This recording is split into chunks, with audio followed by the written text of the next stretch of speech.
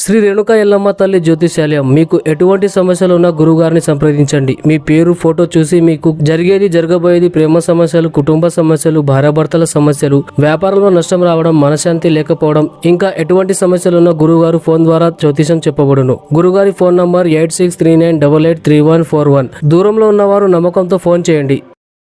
Hi friends, welcome to mysterious world. Friends, Kurukshetra యుద్ధం పూర్తయిన తర్వాత శ్రీకృష్ణుడు ఆయన యొక్క శరీరాన్ని వదిలేశాడు అన్న విషయం మనందరికీ బాగా తెలుసు. అయితే ఆయన తన శరీరాన్ని వదిలేసి వైకుంఠానికి వెళ్ళలేదు. ఆయన ఎక్కడికి వెళ్ళాడు, ఏమయ్యాడు అన్న విషయం గురించి తెలుసుకోవాలంటే ఈ వీడియోని పూర్తిగా చూడండి. శ్రీకృష్ణుడు తన అంతిమ కాలంలో యదువంశీకులకు మరియు అర్జునుడికి తన ఆఖరి సందేశాన్ని ఇచ్చి అడవిల్లోకి వెళ్ళిపోయాడు. అయితే మనం కృష్ణుడి యొక్క మరణం కన్నా ముందు రాధ గురించి మాట్లాడుకోవాలి. శ్రీకృష్ణుడి కంటే ముందే రాధ చనిపోయింది. ఒకానొక సమయంలో శ్రీకృష్ణుడు రాధని బృందావనంలో వదిలేసి కంసుని చంపడం కోసం మధుర నగరానికి వెళ్ళాడు. ఆ తర్వాత మళ్ళీ ఎప్పుడూ వారిద్దరూ కలుసుకోలేదు. రాధ కూడా శ్రీకృష్ణుడి ధ్యానంలో లీనమై తన జీవనాన్ని గడిపేసింది.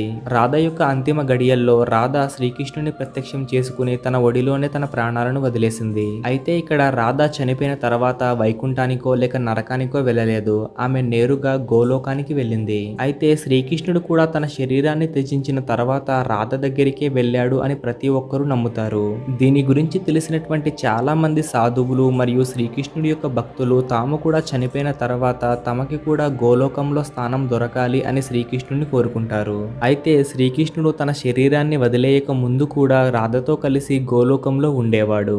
అదెలా అంటే శ్రీకృష్ణుడు ఒకేసారి ఎన్ని చోట్లలో అయినా ఉండగలడు. ఒక పక్క మహాభారత యుద్ధం జరుగుతున్న సమయంలో శ్రీకృష్ణుడు రాధతో కలిసే ఉన్నాడు. అదే విధంగా కురుక్షేత్ర యుద్ధంలో కూడా అర్జునుడితో కలిసి ఉన్నాడు.